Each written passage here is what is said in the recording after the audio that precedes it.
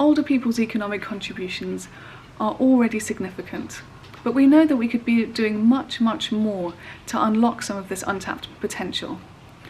During the COVID-19 pandemic, we've seen older people disproportionately locked out of working, out of spending, out of volunteering and out of caring for loved ones. But even beyond the pandemic, we face huge barriers to contributing to the economy as we age. And the most important one is poor health. So be that a poorly managed health condition that means we need to leave the workforce early, or the additional staircase leading up to the shopping centre that means we can't go to the shops or meet our friends in a restaurant. And the most important thing is that these barriers are avoidable, and there's much, much more we could be doing. So employers have a role to play, for example, by offering more flexible working arrangements, to allow carers, for example, that are juggling caring responsibilities with their day jobs.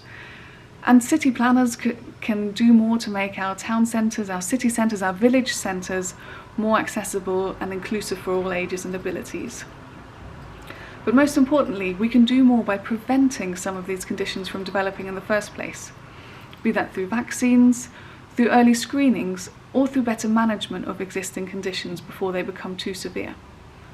Our research found that countries that spend more on health see older people working more, spending more, and volunteering more. We also find that investing more in preventative health in particular can unlock significant economic contributions.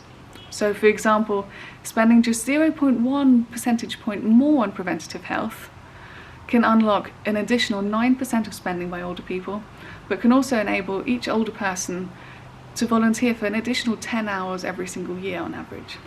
So there's huge economic potential. If countries across the G20 were to enable older workers to work at the same rates as seen in Iceland, we could see a boost to GDPs by about 7%. So as countries across the G20 have been plunged into one of the biggest global recessions of the last century, it's absolutely vital for policymakers to consider older people not as the problem, but as part of the solution. And the case for investment in preventative health becomes urgent.